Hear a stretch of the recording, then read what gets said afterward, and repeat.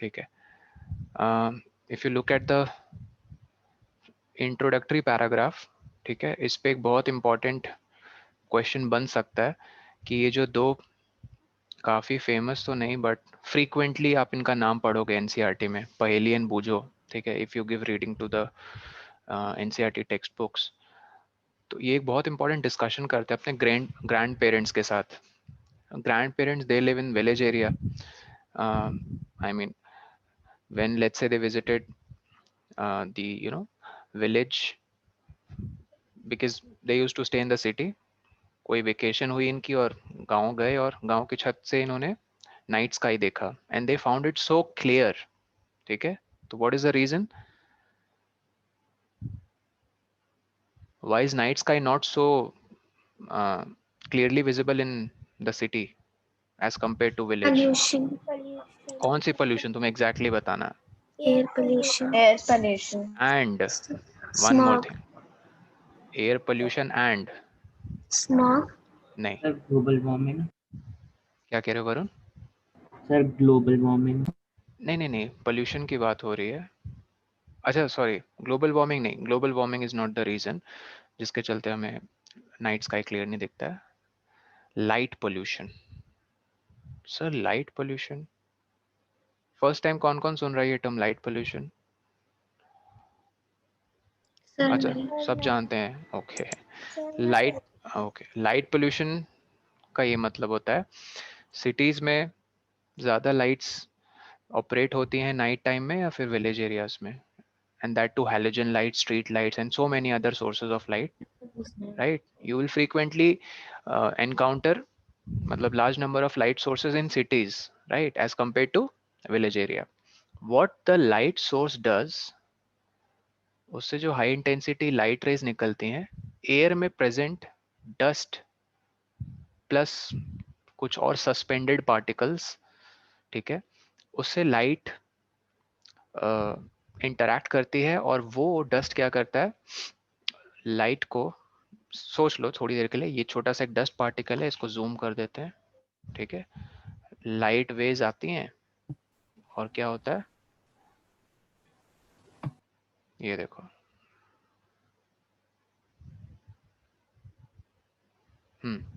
ये light wave आई और ये डस्ट पार्टिकल है। इस सर कौन सा प्रोसेस, चैप्टर पढ़ा रहे हो? Chapter star and solar system ही है, ठीक है।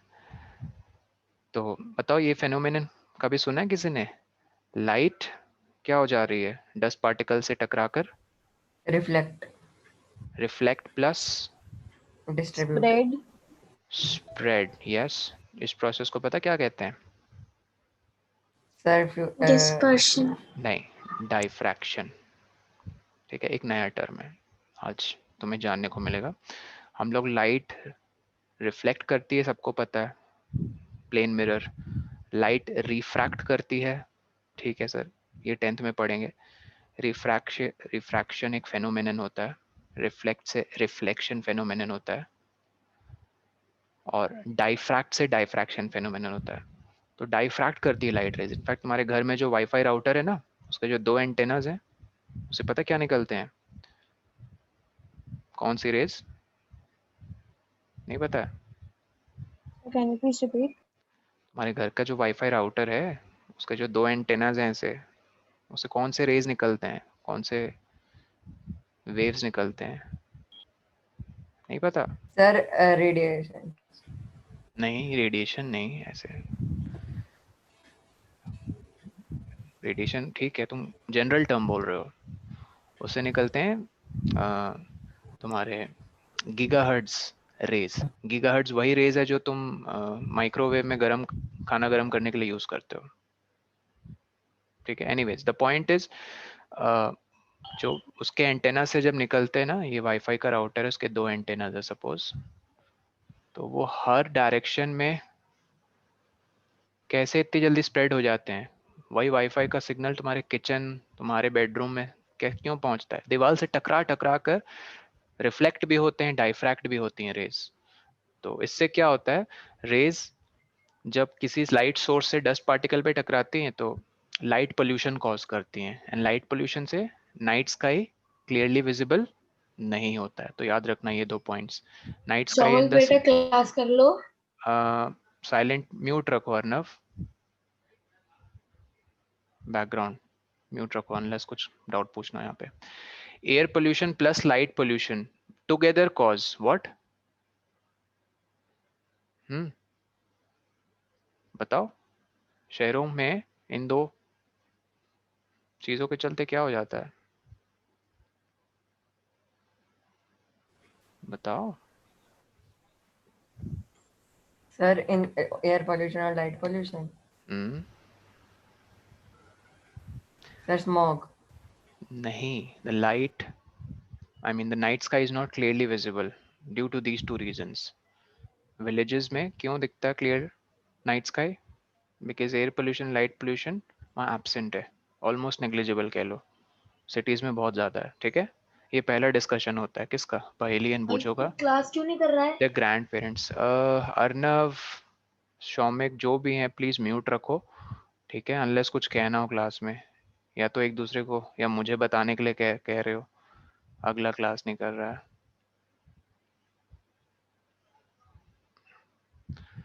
Okay, that's good Varunika, keep it up. ठीक है, ये पॉइंट क्लियर है सबको? Yes. Okay, next, they observe the night sky and see stars and the moon. Moon पे इतनी खास नजर क्यों जाती है? देखो, चुपके से एक सेंटेंस है एनसीईआरटी में, इस पे बहुत बार तो नहीं, बट आई थिंक 2-3 बार कुछ So because स्कूल्स it में, is big, नहीं, not about just about big, 2-3 बार इससे ना क्वेश्चंस आए कि moon is the brightest object in the night sky. कैसे? पहले फिल इन द ब्लैंक्स कि which object is brightest object in the night sky. बहुत बच्चे स्टार्स लिख देते हैं, गलत, राइट? उनका ध्यान मून में जाता ही नहीं, because moon is the brightest object in the night sky, right? True, false? Star is the true, brightest object in night sky. True, false. false? ठीक है, ये क्लियर है? तो नाइट में Sir, moon. Chapka was saying that tomorrow is a holiday. Tomorrow is test, Shaumik, Okay, sir. कैसे भूल सकते हो? ना इम्पोर्टेंट दिन है कल, 1 हफ्ते से ज्यादा हो गया बोले जा रहा हूँ मैं, थर्सडे टेस्ट है, थर्सडे टेस्ट है। आज ही डाउट्स आएंगे मुझे पता है बहुत लोगों के, और किन के नहीं आएंगे। बनाना शुरू तो नहीं किया होगा तुम लोगों ने? क्वेश्चन पेपर छोड़ो, मैंने पहले तो क्वेश्चन पेपर ही कहा था बना लेना, और सर किया है, दूसरे सर किया है। सर जिन्होंने कर किया है लिया। दैट्स वेरी गुड, जिन्होंने नहीं Sir किया है कर लिया। Enjoy the freedom. चलो, सर टेस्ट पेपर कर लिया। जब तुम्हारा टाइम आएगा तो जग जाओगे नींद से। Okay, let's get back. So what was I saying? हाँ, moon is the brightest object in the night sky and celestial objects, ये वर्ड चेंज कर दिया था किसने? पहले ओल्डन टाइम्स के पीपल क्या बुलाते थे? Heavenly Heavenly objects, bodies. या बॉडीज कह लो या ऑब्जेक्ट्स। फिर IAS का full form international astronomical society, उन्होंने कहा अब से कोई हेवनली बॉडीज या ऑब्जेक्ट नहीं बुलाएगा, सेलेस्टियल ऑब्जेक्ट्स। तो सेलेस्टियल ऑब्जेक्ट्स में सारे तुम कह लो जितने भी planets, stars, constellations, black holes, ठीक है, जो भी कॉस्मोलॉजिकल फेनोमेनन तो नहीं, बट जो बॉडीज हैं उनको एक कॉमन नाम दिया गया है, and that is celestial objects. सबको ये पता होना चाहिए, ल्यूमिनस ऑब्जेक्ट स्टार्स हैं, नॉन ल्यूमिनस प्लैनेट्स, ठीक है, जिनकी खुद की लाइट है, स्टार्स हैं, राइट? अच्छा, और एक इंपॉर्टेंट चीज, what is the reason behind star emitting its own light? Do you know the answer? Reason behind star emitting its own light? Yes sir. बोलो, व्हाट इज द रीजन? ठीक है, नहीं पता तो लिख लो। पता है किसी को? एनीवन? लिखो फिर। Nuclear fusion constantly goes inside, constantly occurs लिख लो, on surface of stars which is responsible, So what is nuclear बताता fusion? हूँ, which Sir, is, पहले लिख लो इसे, which is responsible for emitting, बताओ क्या emit होता है स्टार से?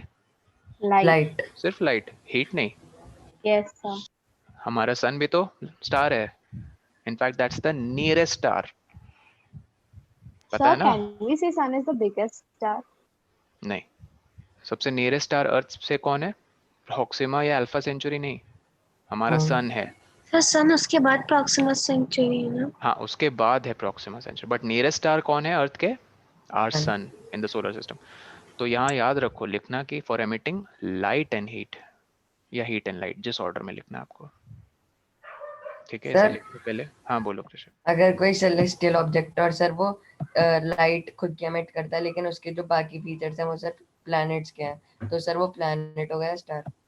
जिसके खुद के मतलब समझा नहीं, एक बार फिर से बोलो।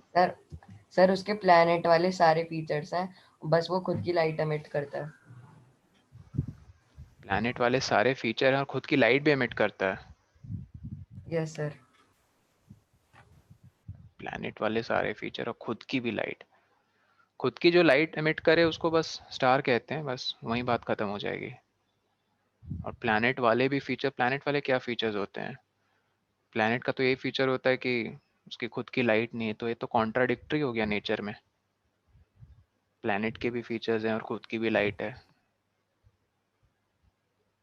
Yes sir. ठीक है? देखो, न्यूक्लियर फ्यूजन किसे कहते हैं? फ्यूजन का मतलब होता है दो या दो से ज्यादा चीजों को मतलब फ्यूज करना, मतलब कंबाइन करना, ज्वाइन करना, ठीक है? तो ये एक तरह का न्यूक्लियर रिएक्शन है। सब केमिकल रिएक्शंस के बारे जानते हैं, chemicals react together to give new chemicals. Chemical reaction, come on, photosynthesis, सबसे पहले तुमने केमिकल रिएक्शन पढ़ा होगा 6th क्लास में, फोटोसिंथेसिस, ठीक? तो उसी तरह न्यूक्लियर रिएक्शन होता है, ठीक है? एटम के न्यूक्लियस चेंज हो जाते हैं कम्प्लीटली। तो फ्यूजन में ऐसा न्यूक्लियर रिएक्शन होता है कि दो हाइड्रोजन एटम्स कंबाइन होकर हीलियम बनाते हैं। याद है ना, हमने फर्स्ट 20 एलिमेंट्स याद किए थे। यस सर, वो नोबल गैस होती है और जब हाइड्रोजन को हम्म, एक और एटम चाहिए होता है हीलियम बनने के लिए। एटम नहीं, एक और प्रोटॉन चाहिए होता है, ठीक है? हाँ तो इस एनर्जी, आई मीन इस रिएक्शन में tremendous amount of heat and light energy release होती है। So that's the reason stars can give off their own light. Okay, let's move on.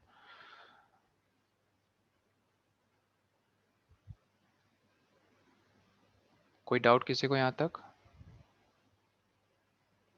No, sir. Okay.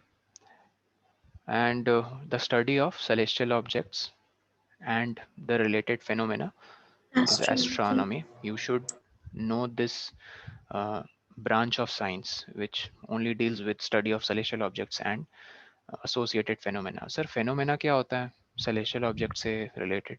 जैसे अभी हमने एक phenomena पढ़ा, nuclear fusion.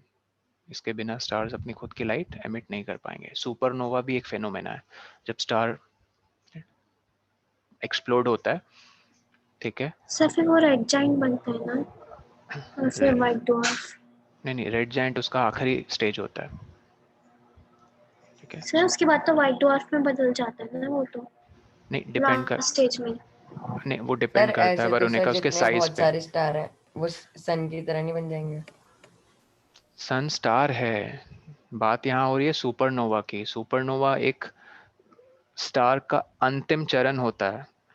अब सुपरनोवा के बाद वो ब्लैक होल बनेगा या फिर एक और वाइट डवार्फ बन जाएगा, वो डिपेंड करता है साइज ऑफ द स्टार पे, कि मरने से पहले उस स्टार का कितना साइज था, कितना बड़ा या कितना छोटा था साइज, ठीक है? तो बहुत सारे फेनोमेनास भी हैं। तो ये सारे रिलेटेड फेनोमेना और स्टडी ऑफ सेलेस्टियल ऑब्जेक्ट्स को किस ब्रांच ऑफ साइंस में पढ़ा जाता है? एस्ट्रोनॉमी। एस्ट्रोनॉमी वो नहीं है कि कुंडली देख ली और टाइप से, वो अलग फील्ड है। सुना है उस एस्ट्रोनॉमी के बारे के किसी ने? सर किसके बारे उसे में? तो शायद एस्ट्रोलॉजी अरे वो बोलते नहीं, हैं। हाँ एस्ट्रोलॉजी, Yes, हाँ sir. Sorry sorry, astrology Yes, कहते हैं sir. एग्जैक्टली, कि तुम्हारा जुपिटर बड़ा है या मून छोटा है टाइप से, कुछ भी जो भी। Yes. Anyways, let's get back. Background noise Shaumik background noise kindly mute रखो अनलेस कुछ कहना हो, ठीक है? Okay, moving on.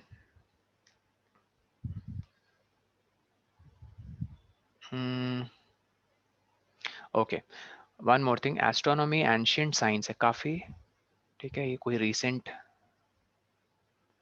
मतलब ब्रांच नहीं है साइंस की, काफ़ी पहले से स्टडी हो रही है सेलेस्टियल ऑब्जेक्ट्स की. क्यों? टाइम कीपिंग के लिए. सबसे पहले टाइम कीपिंग,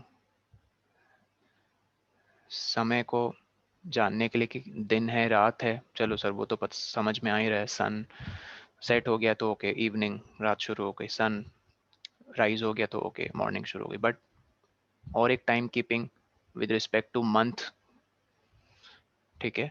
इसके बारे हमें फेज ऑफ मून से पता चलता है. फेज ऑफ मून कि कब पूर्णिमा है, कब अमावस्या, फिर वापस पूर्णिमा, ठीक है? और टाइम कीपिंग सीजन से भी पता चलता है, समर विंटर वगैरह. तो इससे आई मीन इस टाइम कीपिंग की स्टडी के चलते एंशिएंट एस्ट्रोनॉमर्स ने क्या किया. एस्ट्रोनॉमर्स कौन है बाय द वे? जो एस्ट्रोनॉमी पढ़ाई करते हैं, ठीक है? एस्ट्रोनॉमर्स, जैसे ये क्वेश्चन तुमसे पूछ सकते हैं, who is the first astronaut who stepped on sun, sorry not sun, on moon? And Neil Armstrong. Neil Neil Armstrong. Armstrong, ये पता होना चाहिए. तो एस्ट्रोनॉट और एस्ट्रोनॉमर में कंफ्यूज मत करना. एस्ट्रोनॉट्स, ठीक है, वो अलग लोग हैं, और एस्ट्रोनॉमर्स जो एस्ट्रोनॉमी की स्टडी करते हैं. ओके, हाँ. So why study of astronomy was helpful, इसके देखो कितने सारे रीजंस हैं. People use to keep track of day and night, of course, जो भी उनको बिजनेस करना है अपना दिन में और रात में. so they were able to better distinguish and better understanding of climate, okay, and rainfall patterns, ताकि टाइमली वो सो कर सकें सीड्स को, एंड जो भी मनचाहा क्रॉप्स, ठीक है, जिसकी भी हार्वेस्टिंग करनी है टाइमली कर सकें वो. And most importantly dates related to some of the traditional festivals that people used to celebrate, ठीक है? And some of the festivals we should all know, they are very much kept track with the help of position of moon in the night sky. जैसे आपको ये पता होने चाहिए कुछ कुछ फेस्टिवल्स, और बहुत बार पूछा गया ये स्कूल एग्जाम्स में, जैसे ओनम, फिर वो है क्या कहते हैं उसको, ओनम. आई थिंक इस बुक में नहीं मेंशन्ड है, या है पता नहीं, नॉट श्योर. ये सर कोई भी फेस्टिवल हार्वेस्टिंग के बारे में मेंशन नहीं है. नहीं अच्छा, है. हार्वेस्टिंग फेस्टिवल से होली वैसा. हाँ नहीं, कुछ कुछ फेस्टिवल्स हैं मेंशन, जैसे बुद्ध पूर्णिमा, ठीक है, महाशिवरात्रि, ये मेंशन्ड है. Guru Nanak's birthday. हाँ, Guru Nanak birthday is on Buddha Purnima. Onam हो गया, फिर पंजाब में वो करते हैं ना सेलिब्रेट, हाँ, लोहड़ी. सर लोहड़ी लोहड़ी. पे भी लोहड़ी. लिखा हुआ है. बैसाखी, बैसाखी हाँ. सुना होगा तुम लोगों ने. यस सर, ईद उल फितर भी है. ईद उल फित्र का मुझे पता नहीं, but Onam, this is celebrated mostly in south countries, I mean southern part of India. Baisakhi बस लिखो.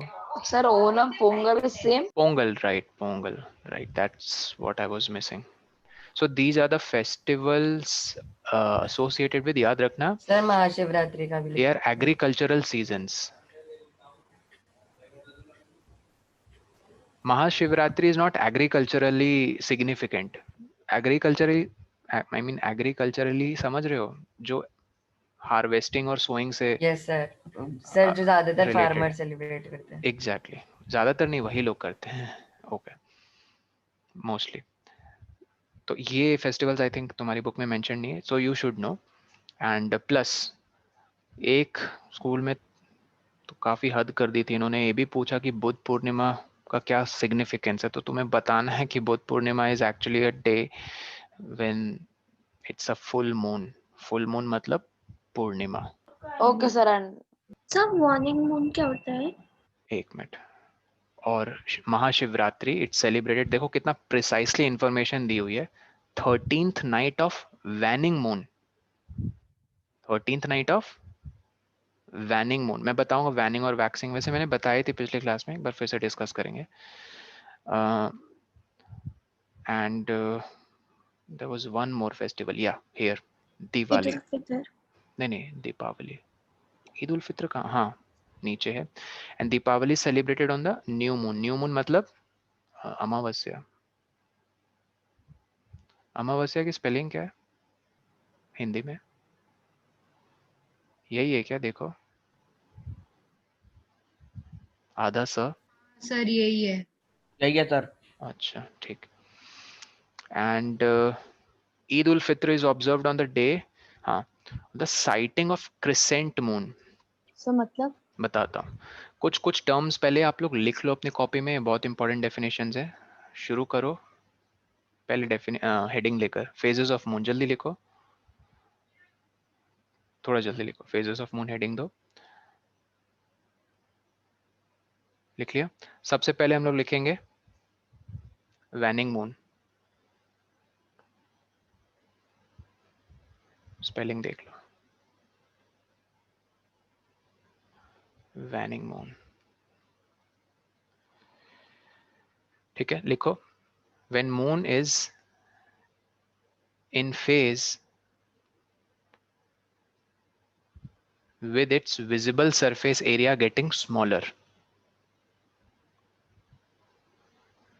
सर आप रिपीट कर सकते हैं व्हेन मून इज श्योर, ऐसे लिख लो, फेज ऑफ मून, थोड़ा सा चेंज हो गया, सॉरी,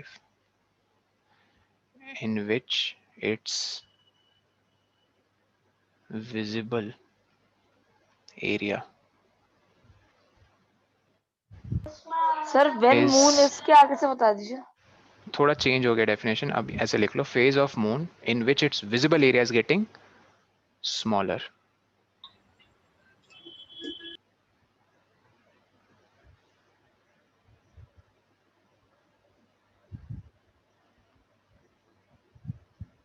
बी, वैक्सिंग मून। सब की आई मीन सारे के सारे वर्ड्स एग्जैक्ट सेम रहेंगे, बट स्मॉलर की जगह क्या लिखोगे? बिगर। ग्रेटर। ग्रेटर। बिगर लिख लो, ग्रेटर, चलो ग्रेटर ज़्यादा सूटेबल नहीं लगता है, बिगर। तो वैक्सिंग में भी सेम टू सेम लिखो जल्दी से, phase of moon in which it's visible area is getting bigger.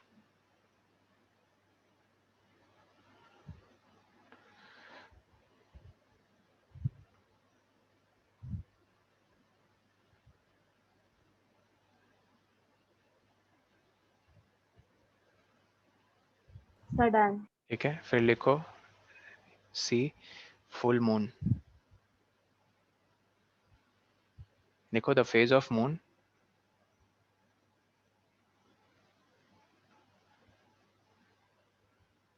During, sir हम ऐसे लिख सकते हैं stage of moon in which the moon is completely visible in the sky. ऐसे वो भी लिख सकते हो, या फिर ये भी लिख सकते हो, during which it's full disc. Full disc समझ रहे हो? इट्स डिस्क समझ रहे हो? Yes sir. ठीक है, during which it's full disc is visible. उसी तरह न्यू मून लिख लोगे सब लोग, the phase of moon during which the moon is not visible.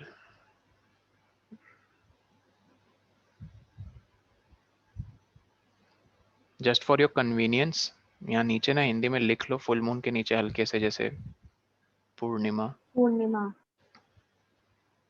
यार पूर्णिमा सर की फुल स्पेलिंग मून क्या में थी? आपने द फेस ऑफ मून आगे क्या लिखा है? During which it's full disc okay is sir. Visible. POOR नहीं, हिंदी में, NIMA। हिंदी में वरुणिका, ये है क्या spelling?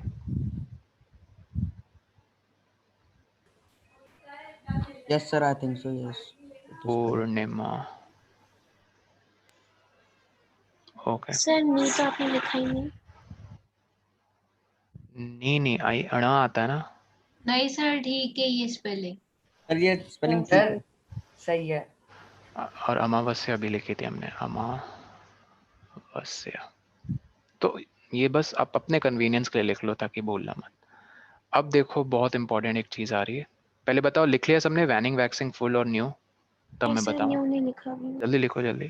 Phase of moon during which moon is not visible. Sir waxing बता दीजिए आप एक बार। वैक्सिंग में देखो सेम टू सेम ये ग्रीन वर्ड्स जो भी अंडरलाइन किए ना सेम टू सेम, बस स्मॉलर की जगह Yes, sir. ग्रेटर लिख लो। Visible part is greater. Okay, sir. Sorry, bigger. Bigger greater, ठीक है।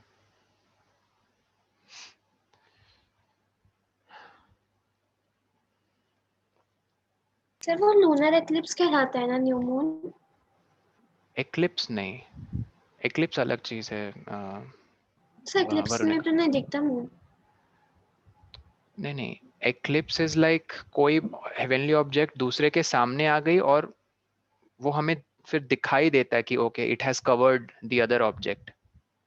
तो एक्लिप्स में हमें दिखता है कि okay one other heavenly object has come between other two. तो आई नो तुम क्या कहना चाह रही हो। सर मतलब हमारे न्यू मून के केस में अर्थ बीच में होगा ना? ये देखो, हाँ वो हम डिस्कस अभी बस कर रहे हैं। पहले ये सब लोग बताओ कि सबने लिख लिया, तब मैं वो इम्पोर्टेंट यस चीज सर। बता रहा हूँ। यस वैनिंग वैक्सिंग लिख लिया, ठीक है। Yes, वैनिंग में sir. बस याद रखो कि एरिया हर दिन, Smaller. हर दिन में तो नहीं, सॉरी मून तो यूजुअली हम रात में देखते हैं। जैसे अभी थोड़ी देर में वरुणिका ने पूछा कि मॉर्निंग मून क्या होता है। एक्चुअली मॉर्निंग मून ये उस मून को कहते हैं जो मॉर्निंग डे लाइट में, डे टाइम में विजिबल होता है। सर ऐसा दिन कुछ में भी नहीं मून है। दिखता है, हाँ दिन में भी मून दिखता है। किसी ने देखा है? Yes, yes sir. सर मैंने यस देखा। सर। Yes sir. मैंने देखा है। सर मैंने 5 to 6 o'clock के टाइम पे तो देखा है, पर उससे पहले नहीं। नहीं, मैंने 10 बजे सुबह देखा है सर मून। एक्चुअली मैं सर मैंने डिस्कनेक्ट 8 हो गया o'clock था देखा सर। था। Excuse me sir. सर हाँ आप एक बार रिपीट कर दोगे जो भी आपने कहा? अभी कुछ नहीं, बस ये 4 चीजें हमने लिखी हैं और अब मैं एक इम्पोर्टेंट पेज पे अभी जाने वाला हूँ। ओके, तो अर्नव तुम क्या कह रहे हो? Give a question yesterday the radius. हाँ, उस क्वेश्चन में डाउट है क्या अर्नव? नहीं सर डाउट नहीं है, बस ये पूछ रहा था कि उसका रेडियस 7/3 दिया था ना आपने। हाँ, एक 6 का एक रेडियस 7 था 7 और एक 7/3 था। था। हाँ ओके ओके सर। ठीक। सर्कल टेस्ट शाम को है या फिर सुबह? टाइमिंग शेड है ना, 3 o'clock. 3:45 से। हाँ 3:45 सर, PM to 5 3:45 से PM। 5 हाँ PM. ठीक है। इधर देखो गाइज, अब इम्पोर्टेंट है, जो भी कर रहे हो इधर छोड़ छाड़ के बस इसे देख लो। फेज ऑफ मून बहुत क्लियर हो जाएगा। Can I have your attention? Yes sir. Check this out. I think everyone can see the sun light coming from yes right to left. Sir right. Now, this is the orbit of moon around the earth. Do you see this phase? I mean, this position. I'll not talk about, I'll not use the word phase. अभी ये position 1, फिर 2, 3, 4, 5, 6, 7, 8 और वापस 1। ठीक है। हाँ sir 1 वाले में तो फिर लूनर एक्लिप्स ही हुआ ना? नहीं आ रहे उस चीज पे, पहले सुन लो पूरी बात। 1 से 5 मतलब न्यू मून से फुल मून, ये समझ में आ रहा है? Yes, sir. अमावस्या से पूर्णिमा। तो हर रात जैसे जैसे बीतती जा रही है, विजिबल एरिया मून का ज्यादा होते जा रहा है, कम होते जा रहा है? Come. सर ज्यादा। ज्यादा हो रहा है ना यार। अरे सिंपल कॉमन सेंस Oh, यार। okay, 1 sir. से Yes, 5। sir. ज़्यादा. सर अगर हम सन के साइड होंगे तो? सन के साइड होंगे, सन के साइड होंगे तो सर मतलब हमें, हम ईस्ट डायरेक्शन में होंगे। तुम ये कहना चाह रहे हो ना, ये तो चलो मैं बना ही देता हूँ। ये डे टाइम है और ये नाइट टाइम है। तो वरुणिका डे टाइम में जरूरी नहीं हर बार जब मून यहाँ पे हो तो तुम्हें एक्लिप्स दिखाई दे, नहीं। बट नाइट टाइम में डेफिनेटली जब मून इस पोजीशन पे है तो इन्हें तो उस दिन चंद्र, चंद्र जो भी है मून, वो नहीं दिखेगा। क्यों? क्योंकि इसकी शैडो फॉर्म ही नहीं हो रही है। शैडो कह रहा हूँ, ये अपनी लाइट रिफ्लेक्ट कर ही नहीं पाएगा नाइट रीजन में। इनफैक्ट उस समय ना जो डे टाइम है, ठीक है, डे टाइम, हाँ इन्हें भी नहीं दिखेगा कंप्लीटली। पता क्यों? क्योंकि मून का ना ये वाला पार्ट विजिबल हो, ये वाला पार्ट मतलब विजिबल होगा, और ये वाला पार्ट इस डायरेक्शन में अपनी light rays sir reflect umbra करेगा। और पेनम्ब्रा। अम्ब्रा पेनम्ब्रा में भी जाने की जरूरत नहीं है क्योंकि ये थोड़ा आउट ऑफ टॉपिक हो जाएगा। सर हमारे एनसीईआरटी एबी में है। होगा बट एनसीईआरटी में नहीं है, ठीक है। तो मैं ये कह रहा हूँ ये वाला जो विजिबल पार्ट है ना पोजीशन 1 में, इसे कभी अर्थ रिसीव ही नहीं कर पाएगी, ठीक है। तो हमें सेकंड पोजीशन पे देखो, सेकंड पोजीशन में मून का ये वाला पार्ट जो विजिबल है, क्यों? क्योंकि night region of the earth सिर्फ इस पार्ट को देख पाता है, ये जो विजिबल, इसे कहते हैं क्रिसेंट। क्या कहते हैं? अभी आपको वर्ड्स याद रखने हैं। इसे क्रिसेंट कहते हैं, इसे हाफ मून कहते हैं। हाफ समझ ही रहे हो? हाफ से अगर ज्यादा हो जाए तो उसे कहते हैं गिबस। क्या कहते हैं? गिबस, ये तो पता ही है, fifth full. Full moon, six को भी गिबस कहेंगे। गिबस, गिबस मतलब 3/4 से ज्यादा, ठीक है। हाफ मतलब समझ रहे हो, हाफ हाफ। मून, एट्थ वाले को भी क्रिसेंट कहेंगे। क्रिसेंट, लेकिन तुम्हें पता है इस एट्थ वाले क्रिसेंट और इस सेकंड वाले क्रिसेंट में फर्क क्या है?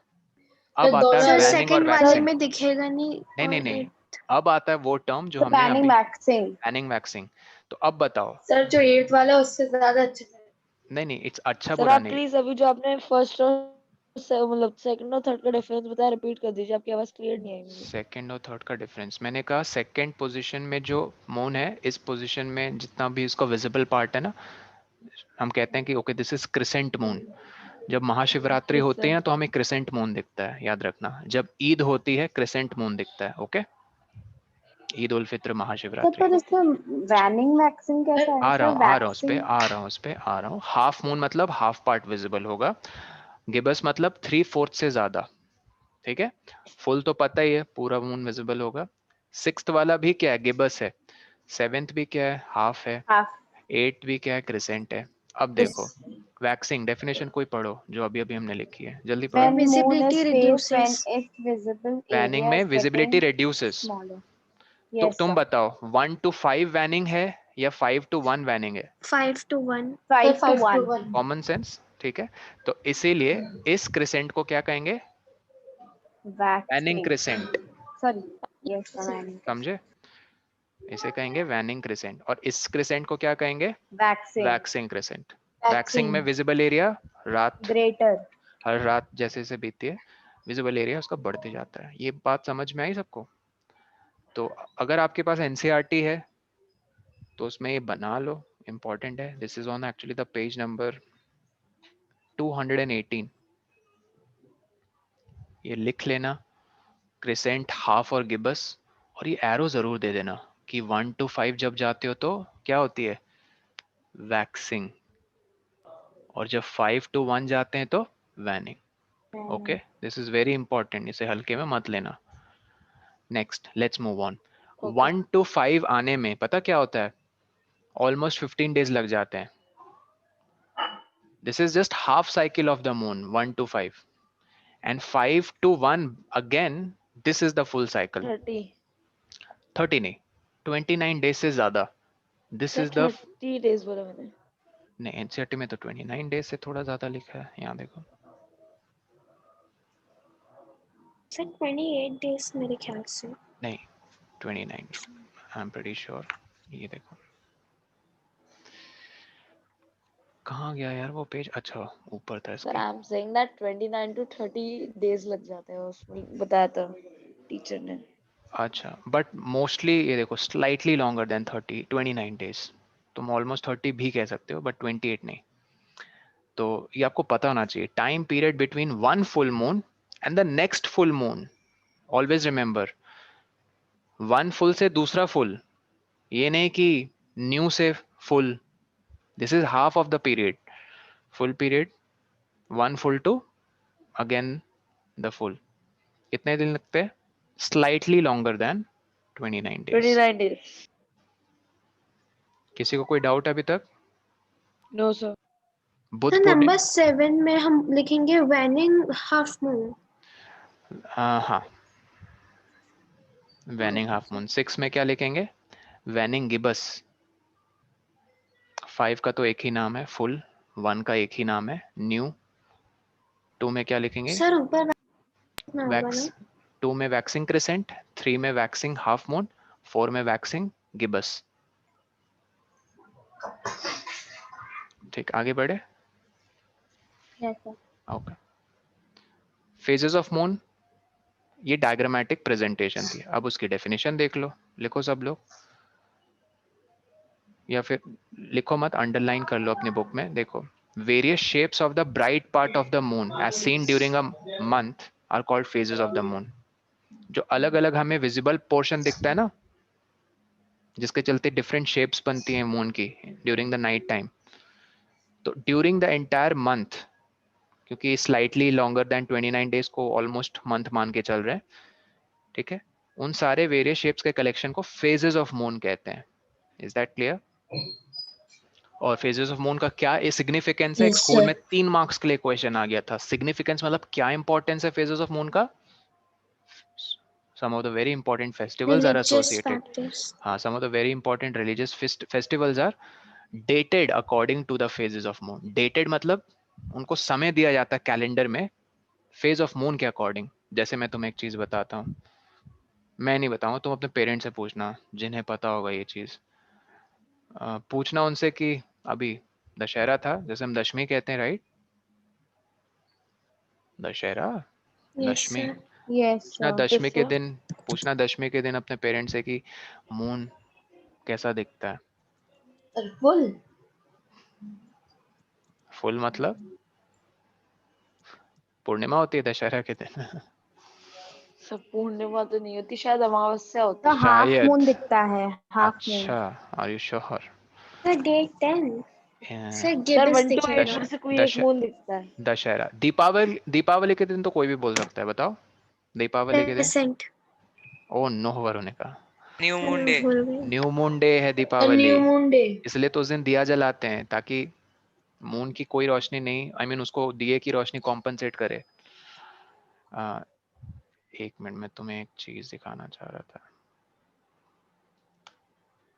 सर वो दशमी के दिन हाफ मून दिखता है। दशमी के दिन हाफ मून। हाफ मून तो नहीं दिखता है। एक मिनट, ये स्क्रीन दिख रही है सबको? Yes sir. ये चीज आई होप नोट किया था सबने। देखो एक बार मैच करवा लो अगर किसी ने लिखा है तो,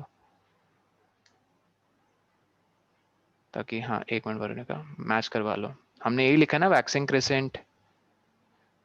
एक मिनट, इसे फर्स्ट क्वार्टर भी कहते हैं, प्लीज इसे इंक्लूड कर लेना। इस Sir, हाफ मैंने मून को 1/2 लिखा है लेकिन.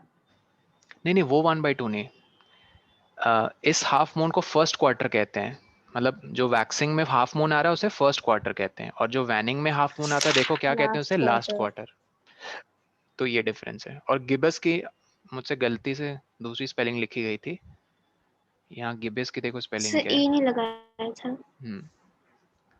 बाकी सब सेम है। तो 0 to यहाँ इन्होंने 14 कहा है, बट कभी कभी 15 या स्लाइटली लॉन्गर देन 14 डेज, ये हाफ पीरियड होता है। फुल पीरियड क्या होता है? फुल से वापस full, slightly longer than 29 days. Okay, ये पिक देखो,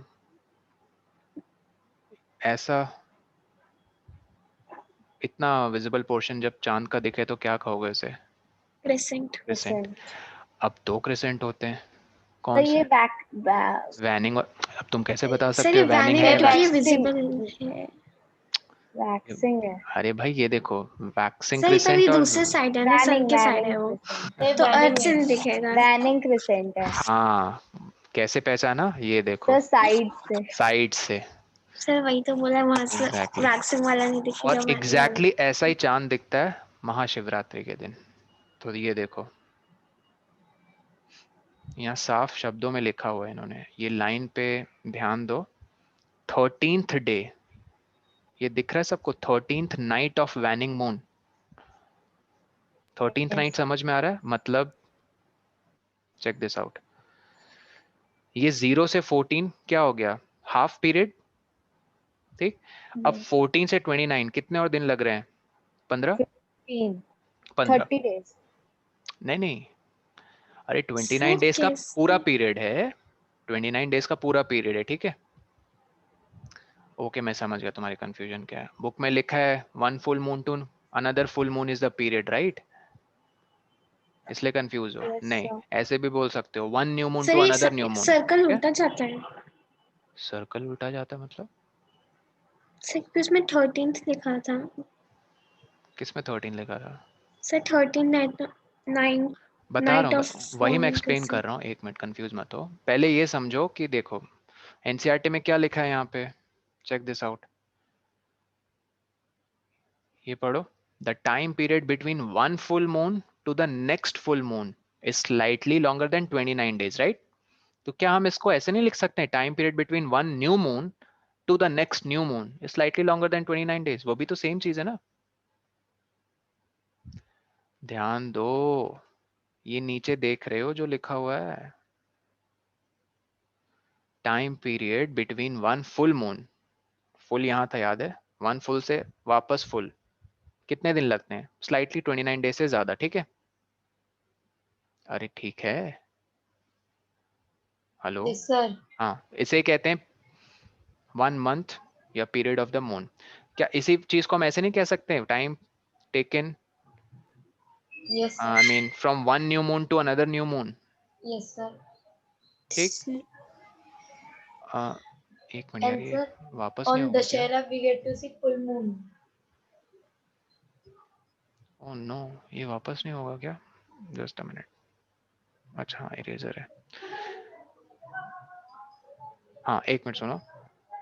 तो ये 0 to 14, मान लो 0 मतलब ये स्टार्टिंग है न्यू मून, तो 14 डेज के बाद क्या दिखेगा तुम्हें? Full moon. Full moon. Okay. अब यहाँ से तुम 1 की काउंटिंग शुरू करो. 1 2 3 4. तो यहाँ तक आते आते 29 तक आते आते कितना हो गया? 15 ना? 15 Yes sir. days. ये 15. सर समझे कि नहीं समझे? समझिए, मतलब वैनिंग पीरियड के स्टार्टिंग से। हाँ, तो वैनिंग होते होते क्रिसेंट जब पहुंचोगे तो क्या ये ऑलमोस्ट 13th डे नहीं कह सकते हो तुम? नहीं समझे? 13 फिर 14 15 को तो न्यू यस मून सर। है ही. तो 13th नाइट ऑफ द, ये देखो इधर देखो, 13th night of waning moon, उस दिन होती है महाशिवरात्रि. समझे? When is Mahashivratri Yes sir. festival celebrated? 13th night of waning moon. Yes sir. Okay, let's move ahead. So this is all about phases of moon. इससे हटकर और कुछ नहीं तुमसे पूछेंगे स्कूल में. और रही बात उस रिफ्लेक्टिविटी की, एक बार ये भी देख लो. जैसे सर हमने प्लैनेट्स के बारे में पढ़ लिया था ना? नहीं, पूरा नहीं. मून की ये पोजीशन देख रहे हो, तो उसका ये देखो, ये पोर्शन जो विजिबल होगा कब? For the people in the night part of the or the night region of the earth, it completely depends on the reflecting surface being visible or not. क्योंकि मून क्या एक प्लैनेट है, ये ज्यादा suitable लगता है या सैटेलाइट कहना? सैटेलाइट, नेचुरल सैटेलाइट है ना मून अर्थ की, और सर Yes अर्थ sir. भी तो एक सैटेलाइट ही हुआ सन का। सन के लिए, राइट? Yes but sir. कभी कभी प्लैनेट्स भी, कभी कभी क्या, यूजुअली प्लैनेट्स कहते हैं इसकी. सोलर सिस्टम में 9 प्लैनेट्स हैं, राइट? तो सर 8। हाँ, प्लूटो को डिस्कार्ड कर दिया गया था, तो 8. तो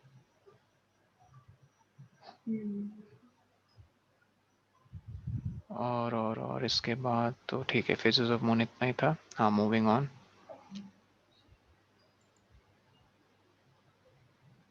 हाँ, वन मोर थिंग, ये मैंने कभी देखा तो नहीं किसी स्कूल एग्जाम में, बट क्या तुम्हें पता है जिस स्पीड से मून रिवॉल्व करता है अपने एक्सिस के अराउंड, एग्जैक्टली वही स्पीड से अर्थ रोटेट करती है अपने एक्सिस के around? You know? Yes, sir. एक बार कभी रिपीट करना। बास्केटबॉल घुमाया उंगली में कभी? Yes Yes, sir. या sir. ट्राई तो किया होगा. हाँ sir. ठीक. तो मान लो तुम्हारी उंगली एक्सिस है जिसके अबाउट घूम रहा है बास्केटबॉल. कोई बहुत स्पीड से घुमा रहा है, कोई बहुत स्लोली घुमा रहा है.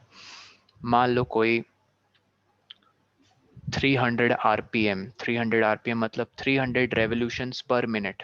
आरपीएम का क्या होता है फुल फॉर्म? Revolution. पर मिनट.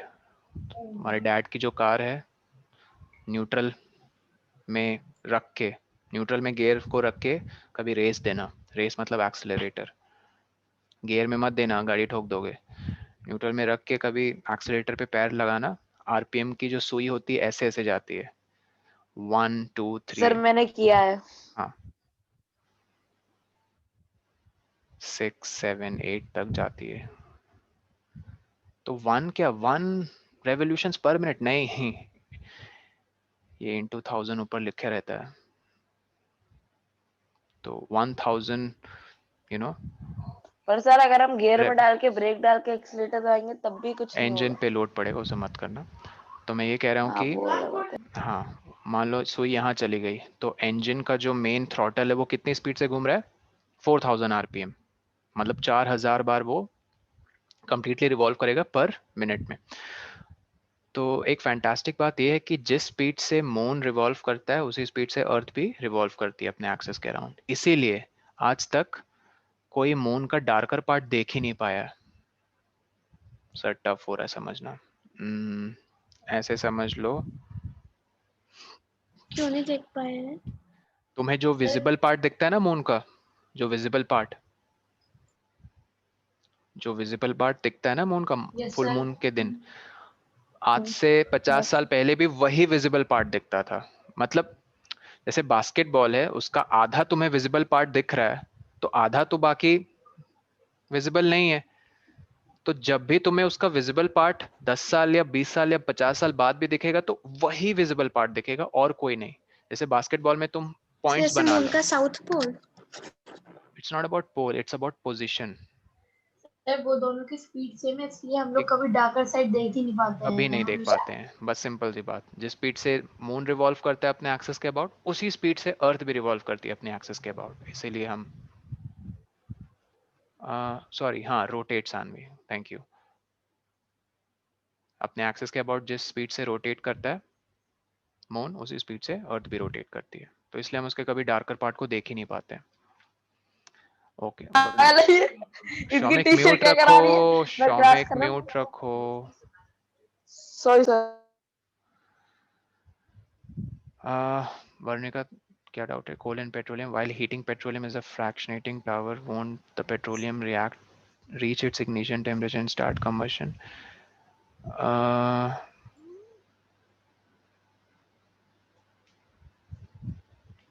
नहीं, क्यों? क्योंकि उसमें ऑक्सीजन प्रेजेंट नहीं होता है फ्रैक्शनेटिंग टावर में। कंबशन के लिए ऑक्सीजन जरूरी होता है। Okay sir.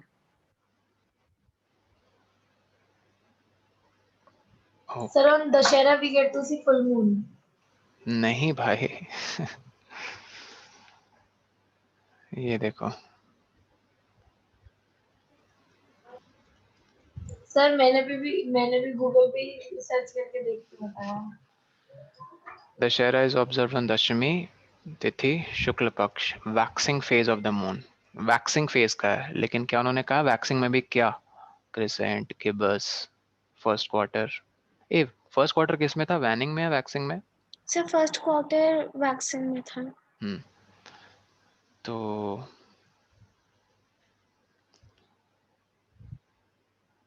सर आपने बोला शायद से क्रेसेंट बोला था। क्रिसेंट नहीं, as I was informed sir, it और is, as I was informed it was sir कौन से दिन तने एक बार दशहरा? तुम लोग पूछना अपने पेरेंट्स से, ठीक है? फुल So मून what नहीं was है यार, सर दशहरा के दिन फुल मून नहीं होता। मैंने तो सर्च करा which type of moon we can see on Which Dashera. type नहीं, which phase of moon is visible? Sir कौन से दिन? दशहरा। सर आपने में जिसमें क्रिसेंट बोला था। सर इसीलिए मेरा वो Right, full moon sir. आया। मैं कह रहा हूँ तुम लोग ये एज अ होमवर्क करना है यार, अभी मत डिस्कस करो ये, मतलब एज अ होमवर्क तुम लोग सर्च करना, ठीक है? अभी let's stick to the chapter. Okay moving on. Moon surface, बहुत सारे क्रेटर्स टकराए हैं उसके साथ, मतलब मीटियोर्स, क्रेटर्स नहीं, सो सॉरी, मीटियोर्स मून के सरफेस से कोलाइड हुए हैं। कोलिजन के बाद क्या, डिप्रेशन बन जाती है, ठीक है? उसको डिप्रेशन नहीं बोलेंगे, उसको क्या कहेंगे, क्रेटर्स। Sir craters. स्पेलिंग क्या है? सर देखो डेब्रिस क्या होता है? डेब्रिस वो मीटियोराइट को कहते हैं। जैसे मान लो अर्थक्वेक आया, ठीक, एक बिल्डिंग गिर गई, तो जो चीज बच गई है बिल्डिंग की, टूट टाट के जो स्ट्रक्चर नीचे गिर गया है, उसको डेब्रिस कहते हैं, समझे? तो उसी तरह कोई मीटियोर एंटर हुआ अर्थ के एटमॉस्फेयर में, जो जल गया सो जल गया, जितना भी उसका पार्ट, मतलब फ्रिक्शन होती है ना जब एंटर करता है एटमॉस्फेयर, फिर भी उस बर्निंग प्रोसेस को अगर वो झेल के थोड़ा बहुत उसका पार्ट बच गया and it manage to let's say collide the surface, surface से कोलाइड होने के बाद जो भी चीज यू नो गिर आई मीन बची हुई गिर रही है इधर उधर, that's you can say debris, but उसको मीटियोराइट कहते हैं। सर हम मून पे एक दूसरे की बातें सुन सकते हैं? मून पे एक दूसरे की आवाज नहीं सुन सकते हैं क्योंकि मून का एटमॉस्फेयर है ही नहीं। सर लेकिन अगर वाइब्रेशंस, जैसे मून सॉलिड शेप का है, तो अगर हम उस पे वो वाइब्रेट करेंगे तो हमें आवाज नहीं आएगी? अर्थ सरफेस से वाइब्रेशन सुनाई देगी, ठीक है, just a minute, just give me a minute, so sorry.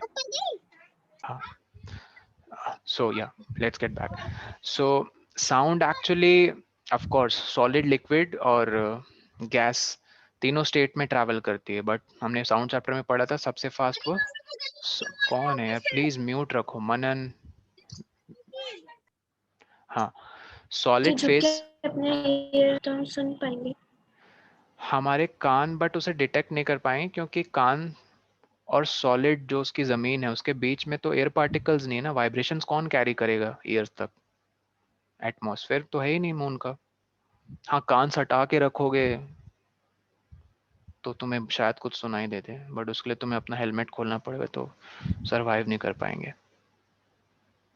Anyways, the point is हम मून में नहीं एक दूसरे को सुन सकते हैं because it lacks atmosphere. Is that clear? और एटमॉस्फेयर में गैस पार्टिकल्स होते हैं, गैस पार्टिकल्स ही वाइब्रेशन क्या करते हैं, वाइब्रेट। एक जगह से दूसरी जगह पहुंचाना, उसे क्या कहते हैं, प्रोपागेट। ये वर्ड नहीं सुना तुम लोगों ने साउंड चैप्टर में? तो फिर स्टैंडर्ड वर्ड्स याद रखो। Since there is no atmosphere in the moon, the sound won't be able to propagate, ठीक है?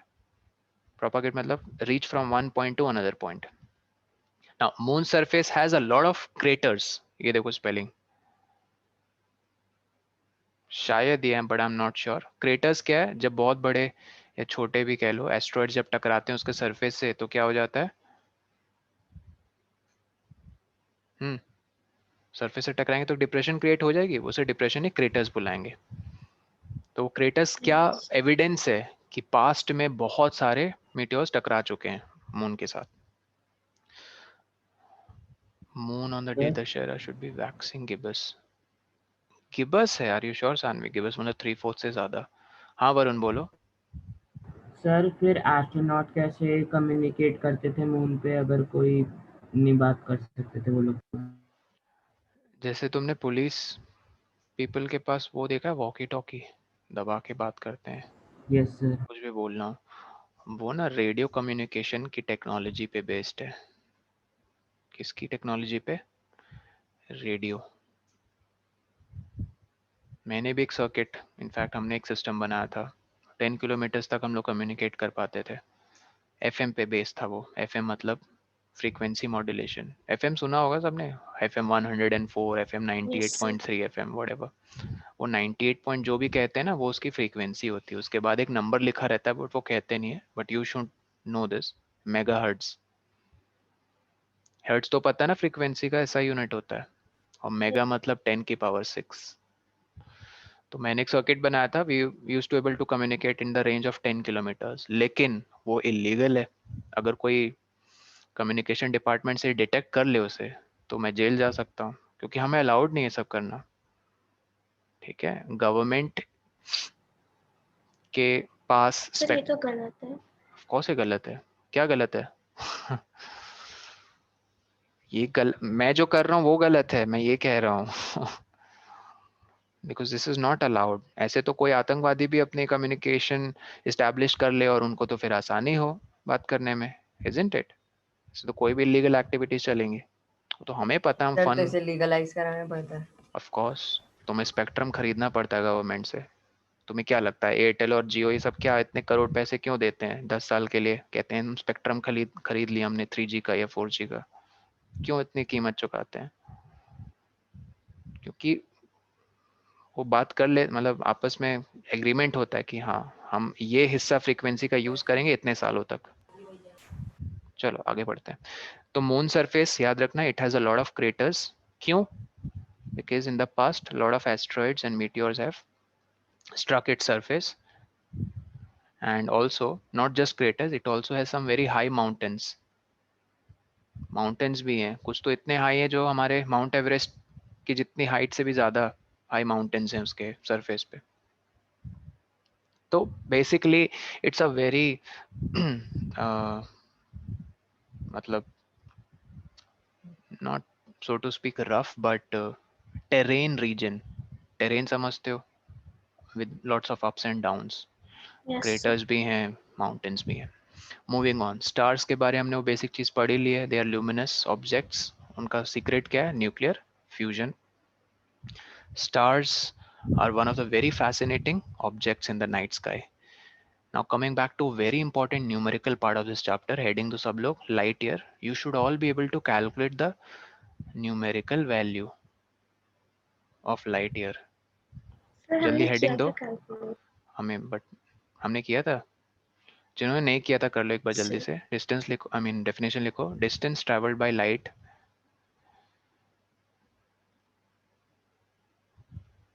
in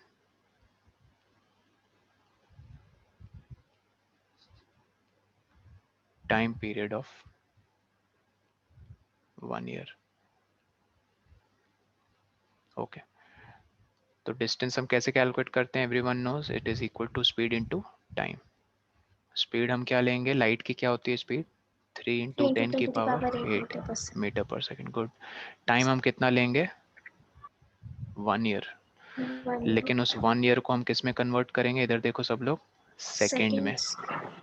तो पहले आवर में करेंगे तो 1 इंटू 24, बट फिर इसको आवर से सॉरी डेज में करेंगे पहले। 365 हाँ × 24 ना। हाँ, पहले इसको ईयर को डेज में करेंगे तो इतने डेज, फिर डेज से आवर में करेंगे तो 24 से इंटू मल्टीप्लाई, 24 फिर आवर को मिनट में करेंगे तो 60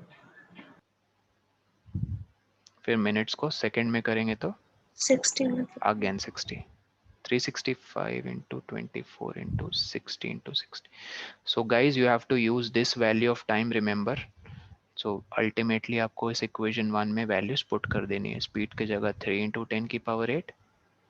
सर क्या? 8 लाइट मिनट्स कितने लाइट ईयर होते हैं? हाँ एक मिनट, 24 into 60 into 60। ठीक है, इसे जब कैलकुलेट करोगे, पहले इसे कर लेते हैं। ये अप्रोक्सीमेटली ना 9 पॉइंट कुछ 10 की पावर 15 था। एक मिनट, 9.4, हाँ 10 की पावर 15। ठीक है, तो आप बस 1 डेसिमल प्लेस की वैल्यू तक याद रखो इसे। क्या लिखोगे? मीटर्स। बट किलोमीटर्स में जानना है तो कर लोगे कन्वर्ट किलोमीटर में 1000 से डिवाइड करके। 10⁻12।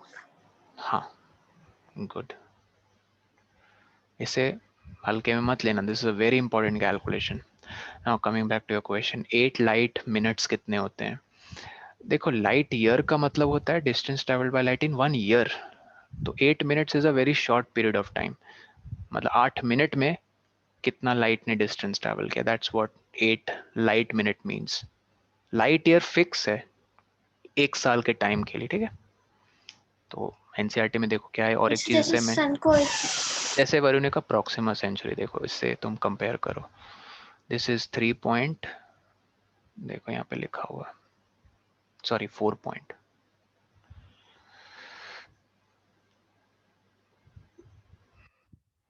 Okay this Proxima is alpha. Centauri visible होती है कि नहीं कोई डाइस से?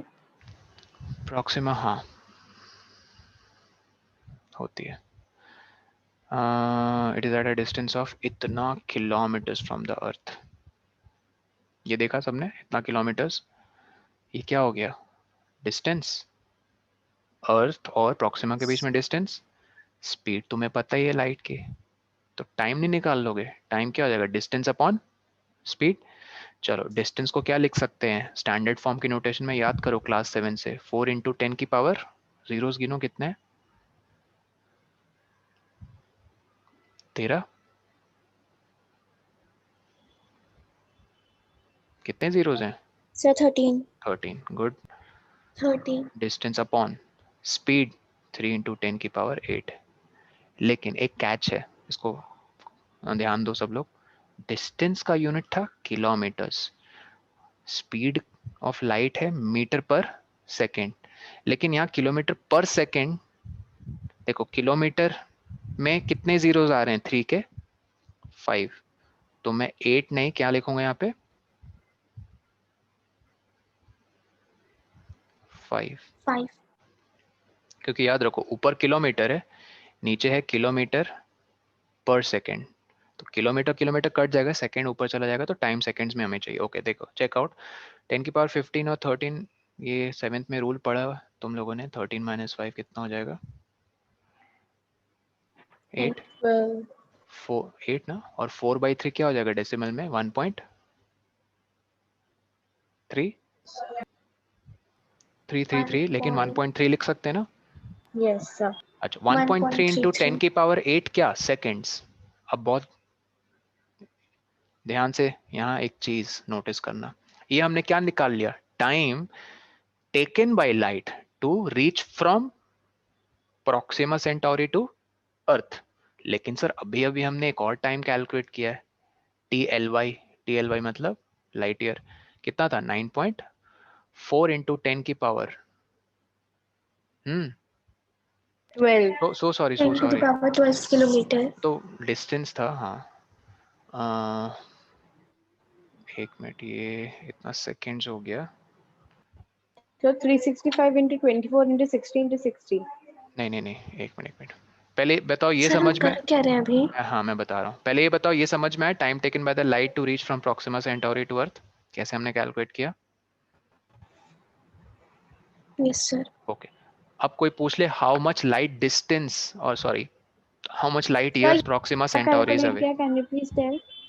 हमने कैलकुलेट किया time taken by light to reach from Proxima Centauri, जो नियरेस्ट स्टार है अर्थ के आफ्टर सन, क्योंकि सन सबसे नियरेस्ट है। सर पोल स्टार भी दूर है।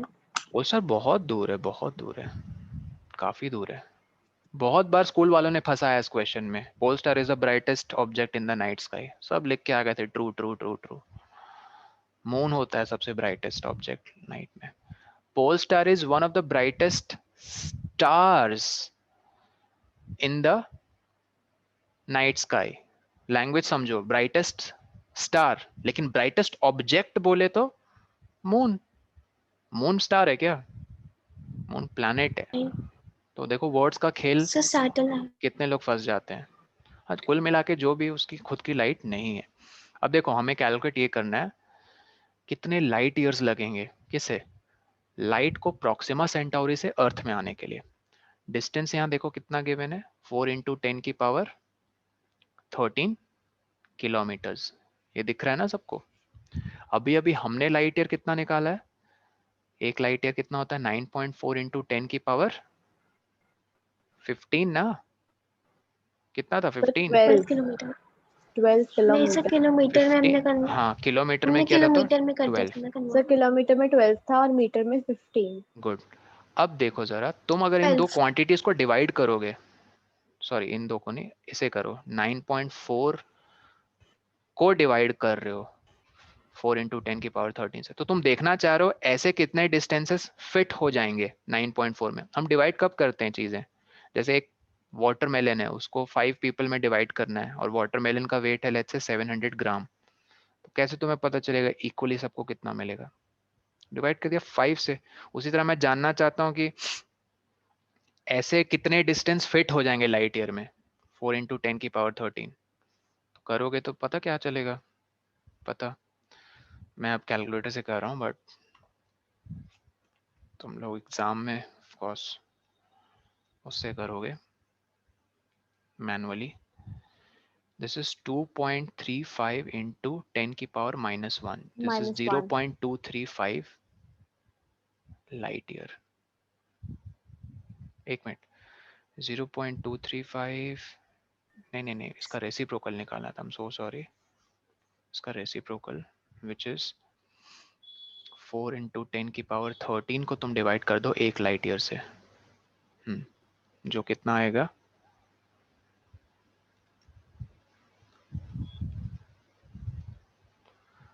.2, ठीक है। 4.2 लाइट ईयर, समझ रहे हो? 4 साल लाइट दौड़ेगी अपनी टॉप स्पीड में। सर लाइट की भी टॉप स्पीड होती है, स्लो स्पीड? हाँ, वाटर में स्लो हो जाती है बेचारी लाइट, और भी स्लो हो जाती है डायमंड में, और भी स्लो हो जाती है ये। हाँ, डायमंड में बहुत स्लो हो जाती है। टर्पेंटाइन, ऑयल, केरोसिन, पेट्रोल, इसमें तो स्लो चलती है, और सबसे स्लो डायमंड में, सबसे स्पीड वैक्यूम में लाइट, अपनी टॉप स्पीड वैक्यूम में दिखाती है लाइट। फिर भी उसको कितने साल लग जाएंगे? 4 साल और 0.2, समझ रहे हो? कहाँ से कहाँ तक आने में? प्रॉक्सिमा सेंटाउरी से अर्थ। Is that clear? ये लाइट ईयर्स के कैलकुलेशन के हिसाब से सबको पता होना चाहिए। So this is about Proxima Centauri, and they have also said distance Alpha Centauri। कुछ मैं कह रहा फिर अल्फा सेंटाउरी से भी, इसको सेंचुरी मत पढ़ना, इसको सेंटाउरी बोलते हैं, ठीक है। अल्फा सेंटाउरी क्या है बताओ? Star, second closest, third closest. Sorry हाँ, थर्ड क्लोजेस्ट, राइट। फर्स्ट है सन, सेकेंड प्रॉक्सिमा, और अल्फा है थर्ड। ये भी काफी दूर है, 4.3, लेकिन पास कौन हुआ? प्रॉक्सिमा, क्योंकि उसको 4.2। सर 0.1 का क्या फर्क है? अरे बहुत फर्क है। 0.1 में समझ रहे हो, इट्स ह्यूज। लाइट की स्पीड से आना, it's not a small thing.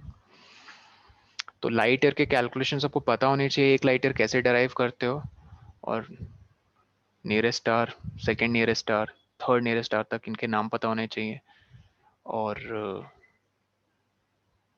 हाँ, अभी भी बच रहा है प्लैनेट्स के बारे, बस बच रहा है गाइस, वो हम लोग नेक्स्ट क्लास में कंप्लीट कर लेंगे, ठीक है। और जाने से पहले बस एक इम्पॉर्टेंट और चीज़ आपको बता दूं, ये बहुत स्टूडेंट्स के बीच में डाउट रहता है कि पोल स्टार जिसे कहते हैं, ध्रुव तारा, सुना होगा हिंदी में सबने, उसे कैसे लोकेट Yes, करते हैं रात के मतलब टाइम। सर मून के पास।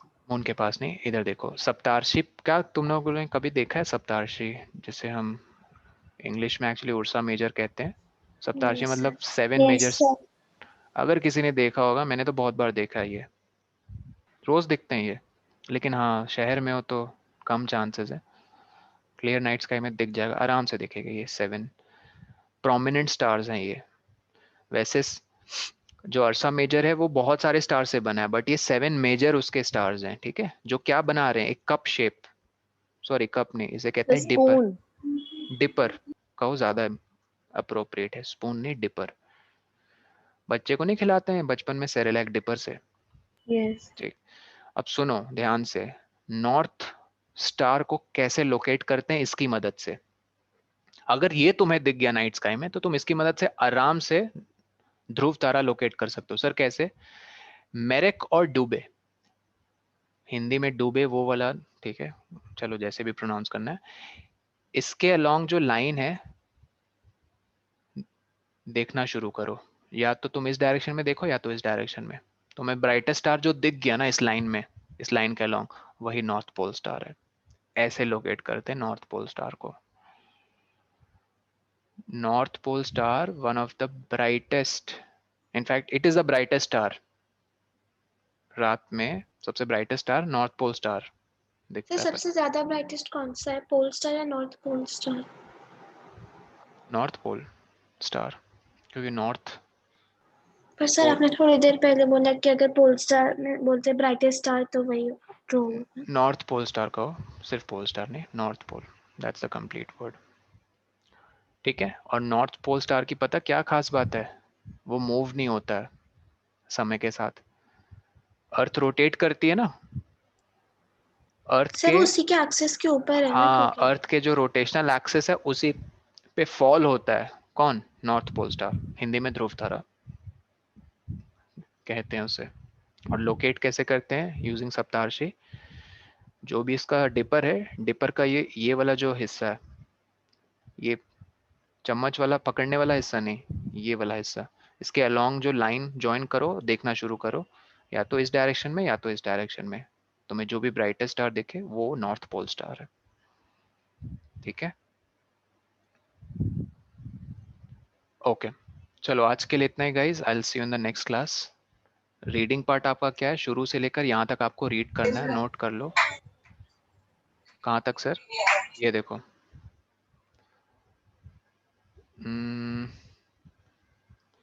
कॉन्स्टलेशन तक। ठीक है,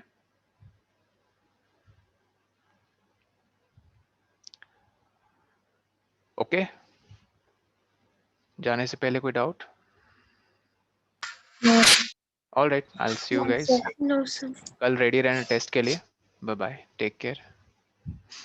bye sir, thank you. Bye, sir. Thank you so much.